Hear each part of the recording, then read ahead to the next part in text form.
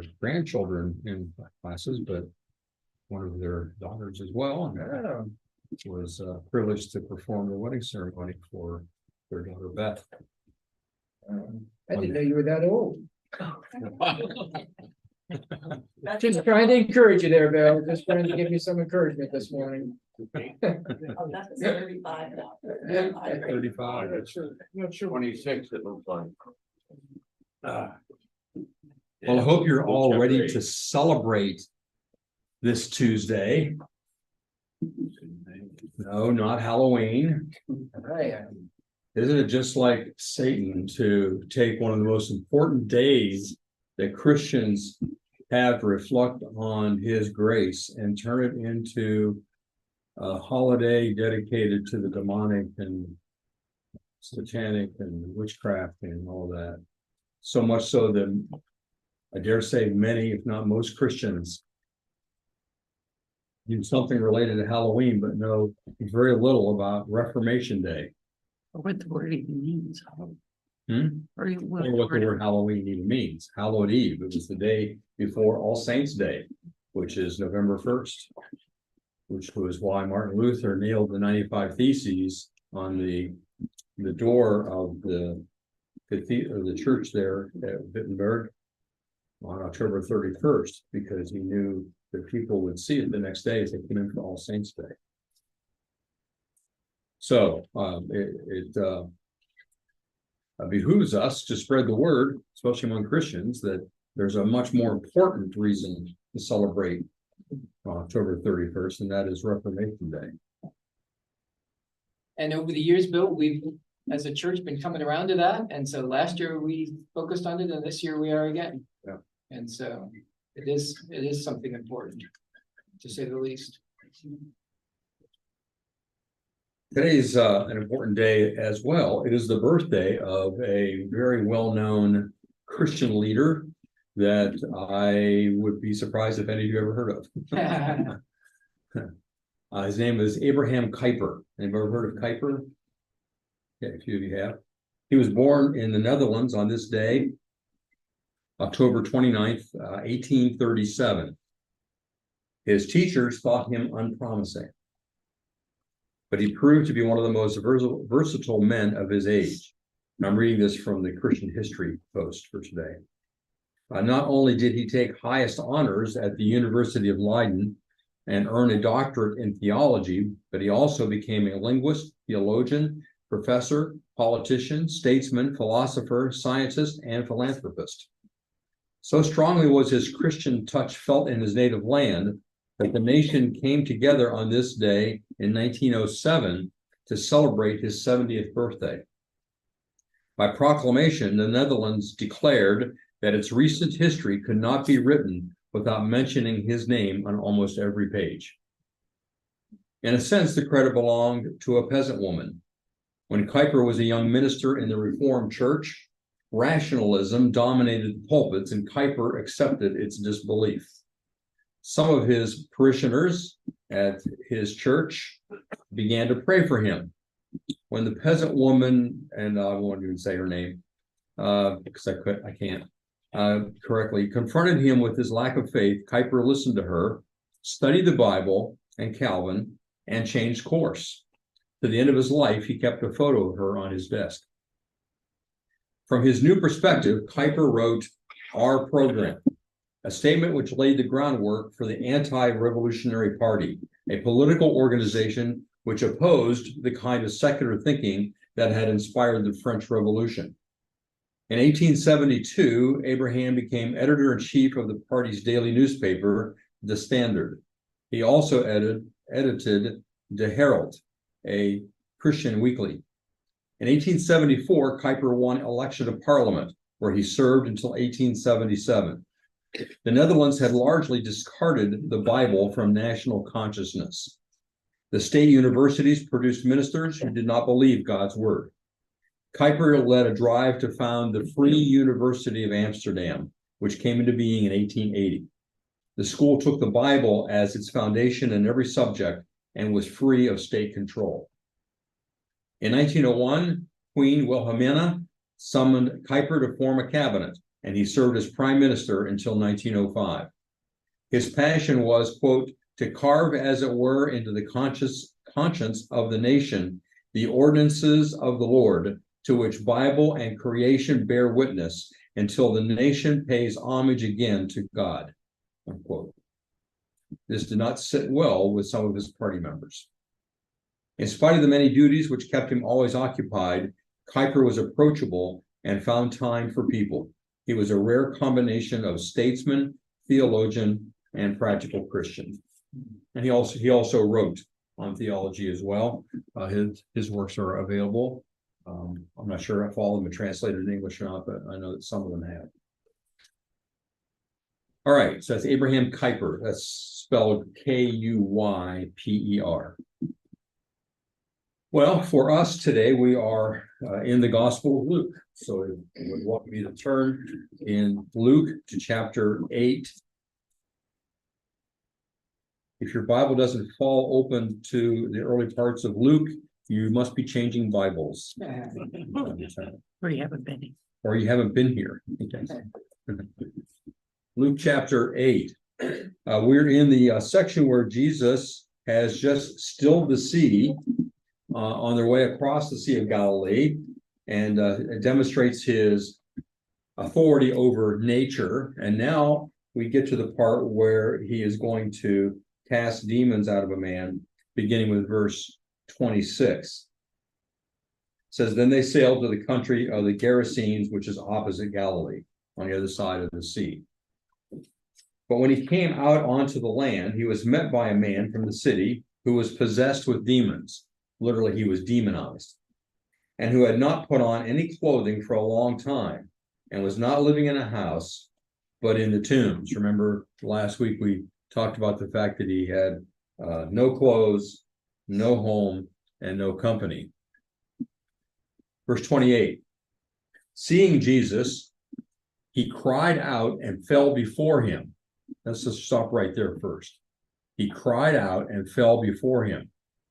Now, sometimes in the Gospels, when we see someone falling before Jesus or maybe someone else, it is an act of worship. The word simply means to fall forward, to fall prostrate before someone. And in this case, it is not worship. It is the prostration of abject terror, Vincent says in his word studies. They don't fall before him because they are willing to be obedient to him, but because they are terrified of him. And then it continues and tells us, and they said, or actually singular here, I shouldn't put a they there yet because it doesn't occur. He cried out, fell before him, and he said in a loud voice. Now, I'm presuming at this point that the loud voice was not the voice of the man, but was the voice of the demons, using his vocal cords, because what they are saying is something that the man would not have even known. What do they cry out? They cry out, what business do we have with each other, Jesus, Son of the Most High God? Now, what business do we have with each other is it's kind of a more contemporary English way of putting it. Any other translations put it differently? What have I to do with you? Yeah, that's another way of saying it. What do I have to do with you? That's closer to the Hebrew idiom that's used here, and you find it other places. Literally is what to me and to you. It corresponds to the idea, why are you meddling with me? What do you have to do with me? R.C. Sproul points out there is irony here. The last time we saw a question in this text, it was raised by the disciples when Jesus calmed the storm. What manner of man is this? Who is this man? Well, the answer to that question is provided by the demons. The demons didn't have to say, what manner of man is this? They knew exactly what manner of man he was, and they recognized what the disciples didn't recognize, that they were in the presence of God incarnate. Now notice that the demons recognize Jesus before he says or does anything. There is a spiritual recognition that is of another realm. Have you ever experienced that from the other end? You had a recognition that something spiritual was going on someplace or with someone? Anybody?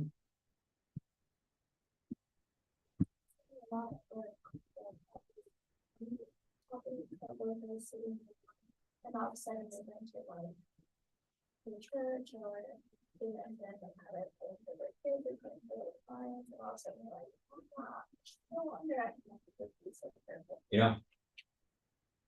Yeah, I think most of us could probably point to numerous times where we're talking to someone, you just had a feeling that they were a believer. How about the other way? Anybody ever been in a situation where recognized evil? A lot of times today's, you can notice it, and I've seen young folks with some certain tattoos where right off the bat, okay, that it's pretty clear, you can be all-seeing eye or something, or child of the universe, not of God, something like that. And I'm like, that's a pretty good indicator that they possibly don't. Yeah, did you sense anything in your spirit? That's Not really, well, not in conversation, no, I can't say I did. And I was, when I was a young, married woman, I just a couple, like maybe the first year, and I worked in a school with emotionally handicapped kids. They were very emotionally disturbed. That was the first, like, beginning of an inclusion. There's one child who was 9, and I remember I was sitting with him and he was telling me literally how he's gonna kill everyone, And so I did go talk to a supervisor about it, but I knew that was evil. I told him it was evil. But he had evil in him, maybe because of things that had happened to him or whatever, but it was just a moment of evil. And you could see that. and I'm not one to as some do, see a demon behind every bush, but it's quite possible that he was demonized. As I told you before, Jay Adams, when he went into mental health wards, back then we had mental hospitals, and he found that a lot of people that were there were actually demon possessed. I told him I was going to pray for him. But I don't, Yeah. so. Yeah, in that setting, there's not much else you can do. Did I tell you the story of what happened to me in an airport? You said you told it. I did tell that? Okay, I'll tell that again then. That was probably the greatest indication of spiritual things going on. If you weren't here or don't remember, talk to me later, I'll tell you again. Notice how they describe Jesus. First of all, they know his name. They know he's Jesus. And then they call him Son of the Most High God. First of all, let's look at that appellation, Most High God. Anybody remember what the Hebrew name is that's translated Most High God?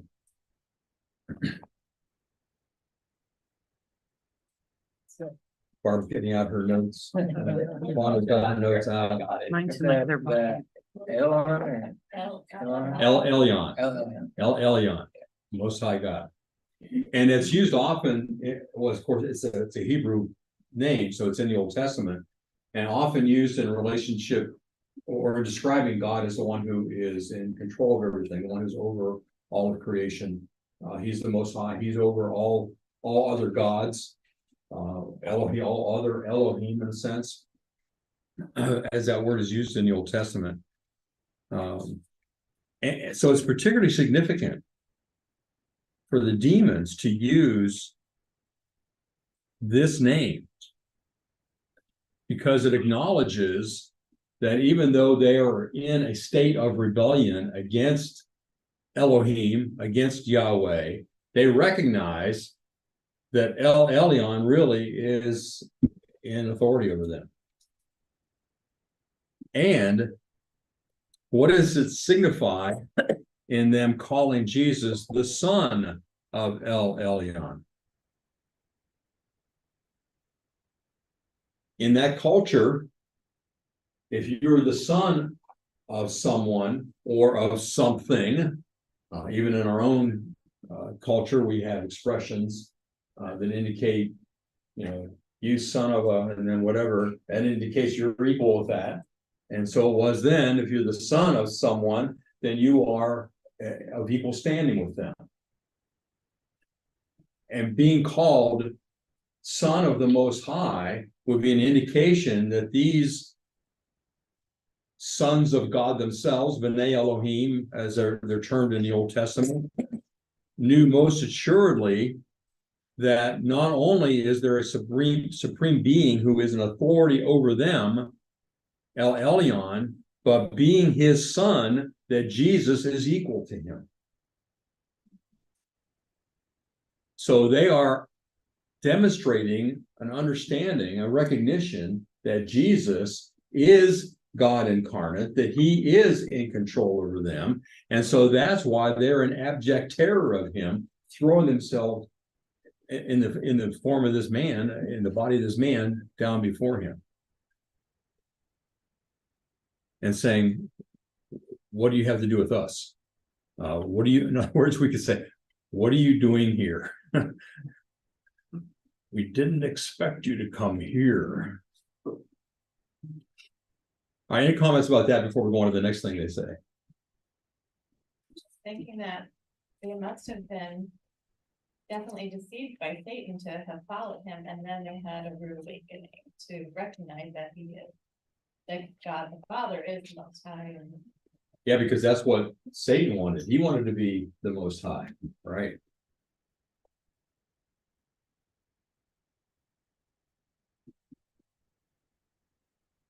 They follow that then with, I beg you, again, the demon speaking through the man, I beg you, do not torment me. Now, this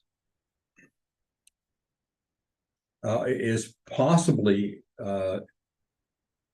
inferring not to begin the action of tormenting him. And it goes, in a sense, maybe to the beliefs of Judaism at the time, that when the Messiah came, that demonic power would be crushed. And so they see the Messiah there, and they think the time has come. They know that judgment is coming to them someday. They've known that. They just didn't want it to start now. It seems kind of premature. Don't start tormenting us already. Just like any child might beg of their parents, okay, I know I'm going to be punished eventually, just don't do it now. And then we find the reason why they assume that he's going to torment them.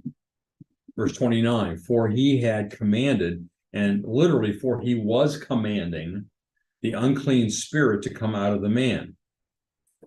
So he was in the process of commanding this, and whether that means that, as we'll find out, there's more than one, that made it more difficult. It's kind of hard to say something was difficult for Jesus, but he was in a process of commanding that. Don't know how long it was taking, but they were being resistant, certainly, and that makes the crying out of the demons simultaneous with Jesus commanding to come out, and they're saying, don't start tormenting us. And then we have an idea of what kind of control they had over the man, for it had seized him many times, and he was bound with chains and shackles and kept under guard. So they had laid, the people in the area had laid a hold of him by force and bound him up with chains and shackles, kept him under guard. They had somebody watching him, because in that state in which the demons took over, he was extremely dangerous, apparently. And then it goes on to say, and yet he would break his bonds and be driven by the demon into the desert. So he would exhibit such physical strength, the demons were able to somehow pull together the strength of this man to such that he was able to break these chains that were on him. Verse 30. And I don't think Jesus is saying this out of ignorance. I think he's saying it for the benefit of those that were there. Jesus asked him, "What is your name?" And he said, "Legion." So I think back to another event when Jesus asked the question, again, not to elicit information for himself, but to point out something to the people there. Remember when Jesus told the woman at the well to call her husband? Well, he knew she didn't have a husband, knew because he says to her, "Well, you've had 5, and the one you're married to now is not, or the one you're with now is not your husband." It was to point out her condition. And so he's pointing out the condition of this man to his disciples, to the other people that were there, by asking, "What is your name?" Getting the demonic host to divulge the name and number would demonstrate the awful condition in which the man existed. And he says legion. Now, what's a legion? Was that really his name? What's a legion? Group of soldiers. Yeah, it's a large group of soldiers. It could be 6,000 soldiers. Now, I don't think there were 6,000 demons in this man. I think, and it's hard to say for sure why they picked that. It may be that they're trying to intimidate Jesus. Hey, we've got an army in here. Or just basically evading the question, not wishing to divulge the actual names, because they probably do have actual names. So the next verse seems to indicate that they knew they had no choice but to obey Jesus. And a consideration is also the fact that Jesus was commanding them at that point. It was taking time and effort to accomplish the task, and so they're trying to buy time in a sense. But it does tell us for many demons had entered him. So there were a large number of them, and we get an indication of how many possibly by what happens later. Verse 31, they were imploring him not to command them to go away into the abyss. They were imploring him. This is an indication why context is very important when understanding words. This word imploring is the same word we use for encourage, exhort, parakaleo, call alongside. It's the same word used of Jesus. He is our advocate. He's the one calling alongside. But in the context, that's not what they're doing. They're not encouraging Jesus. They are begging him, and it can be used in that way as well. Not to command them to go away into the abyss. Now, the abyss, that's an unusual word. It's one that has different meanings. Again, according to the writers, classical Greek writers use the word to describe things so deep or great as to be without measure. So things like pools, fountains, wealth. It occurs frequently in the Septuagint, the Greek translation of the Old Testament, usually to signify the great ocean depths. In Genesis 1:2, it also refers to the primeval sea as being the abyss, the oceans, the abyss. In Romans 10:7, speaking of Jesus going to the place of the dead, he calls that the abyss. And it's especially the abode of demons here and in the book of Revelation, a number of occurrences. The Jews, now this will be interesting in a little bit. The Jews thought of the abyss as a watery deep below the earth. In fact, the King James translates it, the deep here. Now, only God can send demons to the abyss. This is another indication that they recognize Jesus as God. The disciples should have learned from it.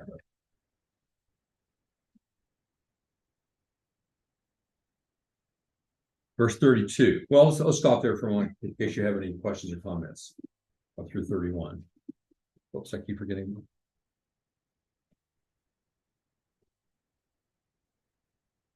I guess I don't have any slides yet. Okay. Any questions, comments? All right, verse 32. Now there was a herd of many swine feeding there on the mountain. And the demons implored, same word, parakaleo, implored him to permit them to enter the swine, or to enter them. Why would they do that? Why would they want Jesus to send them in, or to allow them to go into the swine, the pigs? Would it be possibly that if he didn't allow them to do that, they would have been out of the man and destroyed? They might have figured it's either that or the abyss. Is that what you're thinking? And they had to go somewhere. If he's going to cast them out, and he is casting them out at this moment, they have to go somewhere. Now, if he didn't give them permission to go into the swine, and yet didn't send them into the abyss, what would be the other alternative?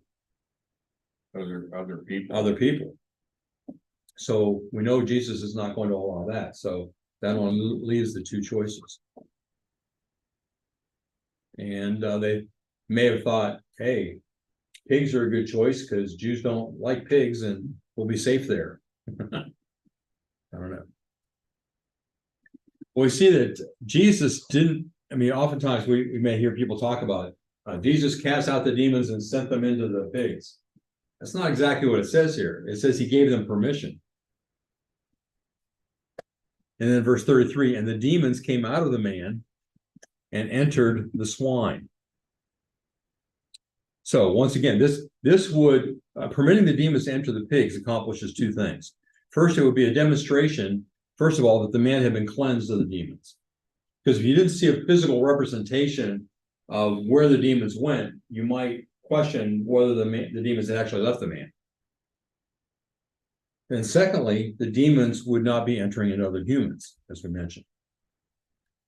We see what happens next. The herd, oh, there they are beforehand, grazing peacefully.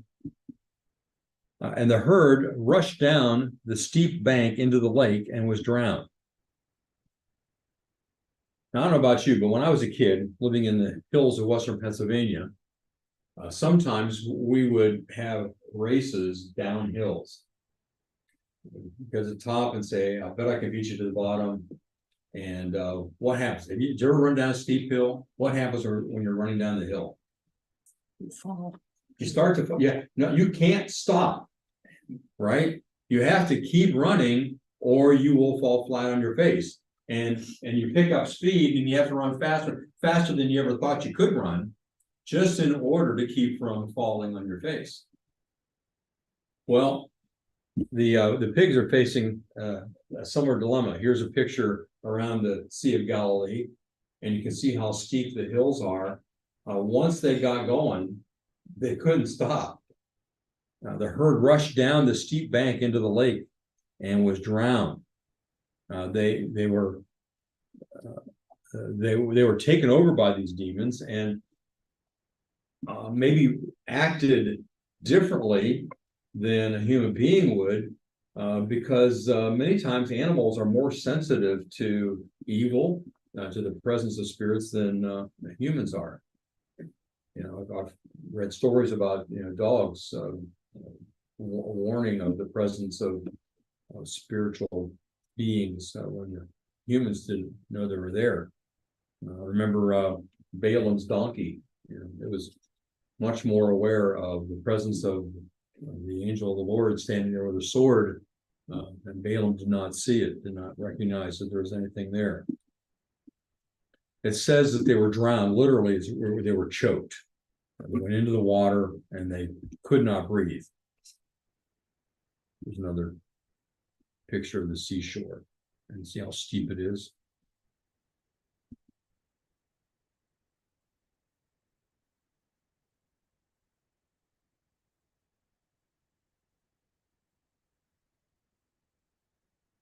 So Bill, ultimately, the end result was the same as if they had been sent to the abyss, correct? Possibly. We'll talk about that here, because it says they were drowned, and the question always arises, well, what happened to the demons? The pigs were drowned, but what happened to the demons? Well, because of the understanding, at least among Jewish people at the time, whether it's true or not, what Marcia said may be the actual case, that in drowning in the sea, they ended up going into the abyss because the sea was equated with that. Abyss is not only in Hebrew, but also in the Sumerian language called the sea. And as I said before, the Septuagint translates the deep or the sea as abyss. So ironically, it may be that we're to see that the final end of these particular evil spirits was the abyss after all, like Marcia said, because they were swallowed up by the sea. And since we're not given any other indication as to what happened to the demons, we don't find them going anywhere else, then you almost have to come to that conclusion. But note, they did acknowledge Jesus' right to command what he wanted.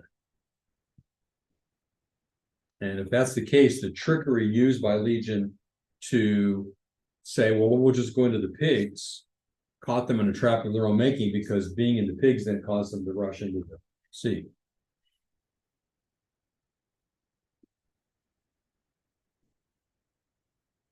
Now, here's an opportunity for those of you that are creative to come up with some descriptions of this. Things like swine flu or swine dive. Any others? Did you make those up? No. Found that somewhere. There was another one I couldn't remember. A bacon bat. Bacon bat? All right. I knew somebody would come up with something. Anything else? Hogwash, What? hogwash. Hogwash. Oh. I like that better than swine.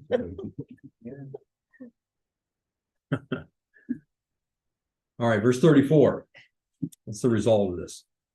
When the herdsmen saw what had happened, they ran away and reported it in the city and out in the country or the fields. The herdsmen. So who are these herdsmen?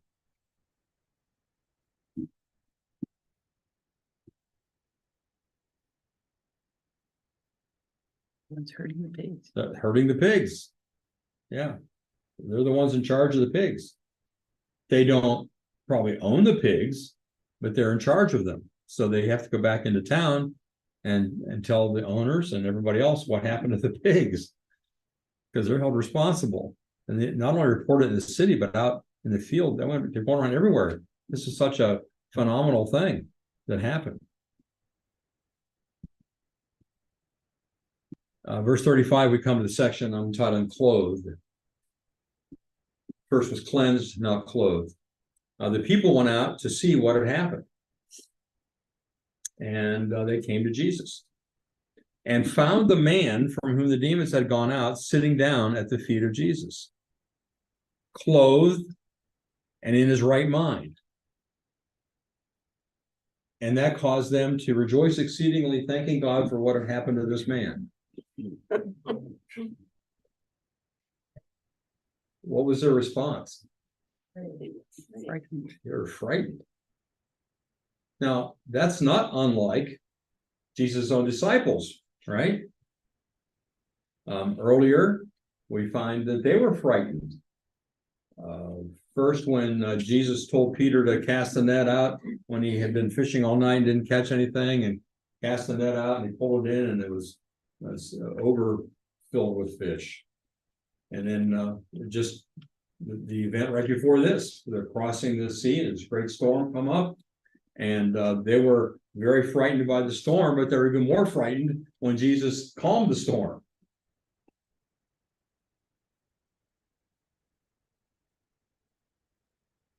Why had the demonized man been chained up to begin with? The people were afraid of him. The irony is that now he is perfectly sane and calm. They're still afraid. They're afraid of the one who cured him.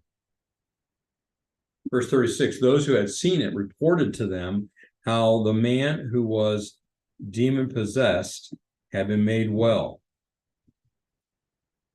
The man who was demon possessed. Now that's, let's see, 1, 2, 3, 4, 5 to 6 words in English. It's only 2 words in Greek. The demonized. The demonized had been made well. And the word for made well there is actually the word saved. He'd been saved. Now, in their minds, that was simply being saved from the demons, but I wonder if in the mind of God that included more than that because of what we see later. He received salvation. Verse 37, and all the people of the country, the Gerasenes and the surrounding district asked him to leave them, for they were gripped with great fear. They saw a man wholly delivered by the power of God, and it caused them to have so much fear, they wanted Jesus to leave. Now, the demons had begged not to be forced to leave the country, and now the people begged Jesus to leave the country. Now, why were they gripped with great fear? Why? I'm sorry, why? Why would they ask him to leave? It's because they were gripped with great fear and being held by great fear. Any comments on their response? Guessing because they had seen demonic activity so openly before, that they were so terrified of that, and then somebody comes along and is even more powerful. That was a big part of that. Yeah, if you're afraid of one power and then there's a greater power, you can be more afraid of that. And remember, this is Gentile territory. There may be some Jews living in that area, but these are largely Gentiles, hence the pigs. They're So- aware of their own sin. Okay, yeah, that may be true too. If he can do that to this guy demon possessed, what's he going to do to me? Yeah.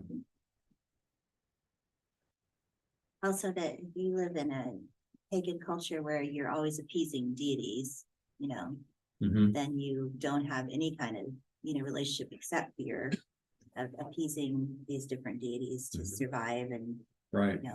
making offerings to make sure you're okay or whatever. Instead of a real relationship with, they didn't understand that Jesus is all powerful, but he's also the God who loves Mhm. the world. Yeah, that's a good point. What ancient deity did anybody worship out of love? It's all out of fear. Yeah. Somebody lost income from the big. And lost income. Yeah, I think we find that in one of the other gospels that they're concerned about that too. Yeah. I was thinking, kind of research aside to make sure I was saying this correct here, but it reminds me of Luke 14 almost, where he cast out a demon and people responded, or some of them did, that he cast out demons by Beelzebul, the prince of demons. So they kind of, it makes, I don't know, we don't know the context of why they were so afraid here, but I just think of that passage too, where in that case, they just had a complete opposite. They see him do such a marvelous thing, they just think, oh, it's because he's part of, an evil team, that's how he did it. It wasn't because of he's the son of the Most High God, but it's because he's so evil, that's how he did it. Yeah, so maybe if you cast them out of this guy, you can cast some into us. Yeah. Well, I thought it'd be helpful for us to look at fear in the book of Luke to this point. So I made up this chart, all the places I can find of fear. The first reference, we had Zechariah. Remember Zechariah? He's in there offering incense, and suddenly an angel of the Lord is standing there beside him. And remember what tradition indicated? If an angel appeared beside you when you're offering the incense? Death. You're dead. And so he was very afraid. Then we have Mary being afraid when the angel Gabriel appeared to her. The shepherds, an angel of the Lord appeared to them at night as they're on the fields, and they have fear. Simon Peter, I mentioned him before, with the wondrous catch of fish, is afraid. Those who saw the paralytic healed, it says they were in awe, but it's the same word, phobos, fear. The source of that was the forgiving the sins of and the healing of the paralytic. Then we had those who saw the dead boy speak that Jesus raised. That was the dead son of the widow of Nain being raised, and that caused fear.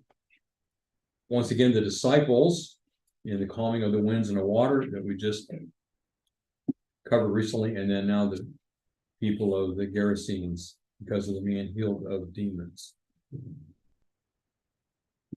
Thought it'd be interesting too to look at the different times when people implored or begged of Jesus. In this passage, we have a couple of different Greek words. Parakaleo is used of the demons begging Jesus not to send them to the abyss, and then begging him to allow them to go into the swine. Jesus doesn't respond to the first one, but the second one he consents. Then later the residents beg Jesus, and they use a different word here, eritao. They beg Jesus to leave, and once again Jesus consents. In verse 38, we're going to see the last one, because I should have saved that till after we got there, have it in the wrong place, where the saved man requests a desire to go with Jesus, and Jesus turns that down. So we see in verse 37, he got into a boat and returned. That's the kind of end of the story, but before that actually happens, we have verse 38. But the man from whom the demons had gone out, perfect tense, which means something completed in the past and continues in the present. They've gone out and not come back. Was begging him that he might accompany him, literally to be with him. He kept on begging in perfect tense, kept on begging. Please, please, please, please, Jesus, let me go with you. But he sent him away. Now, that never made sense to me.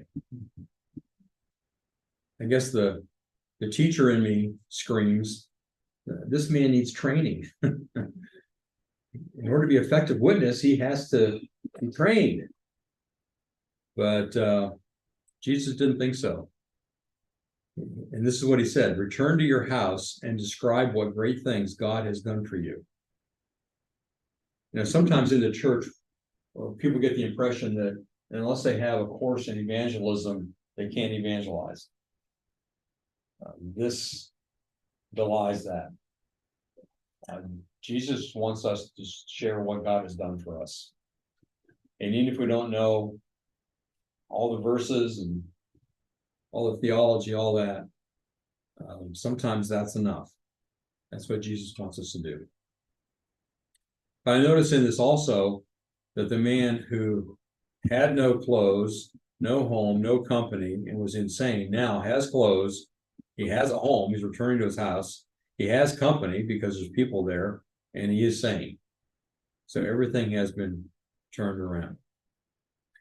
The message that Jesus told the man to proclaim was simply his testimony. His presence there would be a constant reminder of what Jesus had done. People would always remember that's the guy who was insane. So I had a pastor friend in Columbus who would always talk about the most effective time that Christians are usually with their evangelism is the first 2 years after they've got saved. Yeah. Where they know the least, but yet at the same time, they're most passionate for the Lord. Mm-hmm. And they're out telling their friends all about what's happened to them. And And they have more non-Christian friends. they more non-Christian friends. You got that first 2 years is often some of the sweetest time of evangelism in a person's life. Yeah, it's a good point.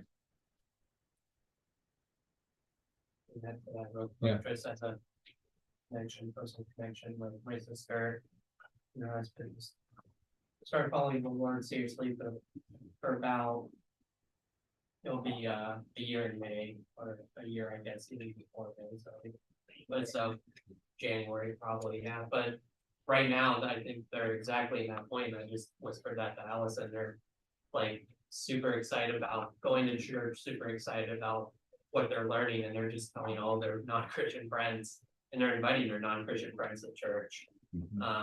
It's just really cool to see, and so I think it isn't like, I agree to Brian's point, but I think to add to Brian's point too, like, we should, like what you're saying too, we should convince all of us or teach all of us that we should be doing that after the 2 years, that we should still have that joy, we should still have the love that we have got in that moment, and just be able to go to our non-Christian friends, go to the people that we work with, people we go to school with, and just say, here's the amazing things God did for me this week, and still do that after the 2 years, so. All right, good. Well, we see, another thing, I think that this might also, his witness would prepare the ground for the reception of the gospel as it moves out past Pentecost to this region. Later, before the siege of Jerusalem, the Christians in Jerusalem, as Jesus had instructed, would flee the city before the destruction, and they would go to Pella, which was one of the 10 towns of the Decapolis, of which this was a part of this region. Perhaps too, they would find more welcome reception because of this man's words. So we see, so he went away, proclaiming throughout the whole city what great things Jesus had done for him. I want to quickly go through some lessons. I don't want to wait till next week. So some lessons from this, or takeaways, as some people call it. Of first importance, and make sure we don't forget this, Jesus demonstrated what the evil spirits already knew, that he is the Son of God. That's the main point here. Everything else is after. The second lesson, the demonic world is real, and it is incumbent upon us not to take lightly their presence and influence, especially this time of year. Demons are appraised as something fun. They are not. They are dangerous. And although a true follower of Christ cannot be indwelt by a demon, harassment can take place, as well as the introduction of demons to those who don't truly know Christ, to their detriment. So it seems to me that we ought to avoid such interests that would attract demonic activity, like Ouija boards, participating in seances, watching movies with demonic activity, listening to musical groups that display demonic images or lyrics. I know some of you are doing that. No, I'm thinking more of what influence you might have upon children, grandchildren, other kids. And I think too, engaging in such role-playing games as Dungeons and Dragons, which uses spells, casting on others, is an introduction to that realm. All these may be used as points of contact by the demonic realm. As Dr. Bach says, encounter with demons is not a neutral undertaking. Third lesson, sometimes the best approach to missions is to use those who are native to that land. We often spend large sums of money to send people to places where they don't know the language, they don't know the culture, and will take years to acclimate themselves, when there may be those already there who can reach people for Christ if we would only assist them. A great example are missionaries to Italy. They're ready-made to be there, and I'm glad we support something like that. Fourth lesson, believers, we too have been cleansed from our sin, clothed in his righteousness, and commissioned to tell the world our story and his story. John Calvin applies the event in this way. In the person of one man, Christ has exhibited to us proof of his grace, which is extended to all mankind. Though we are not tortured by the devil, yet he holds us as his slaves, till the Son of God delivers us from his tyranny. Naked, torn, and disfigured, we wander about till he restores us to soundness of mind. It remains that, in magnifying his grace, we testify our gratitude. Psalm 9:1 says, I will give thanks to the Lord with all my heart. I will tell of all your wonders. And that's a lesson for us to take as well. Well, we're a little bit over, so we'll stop there. And next week, we're going to find some more miracles that Jesus does. The Reformation Day. You've given it time, sweet.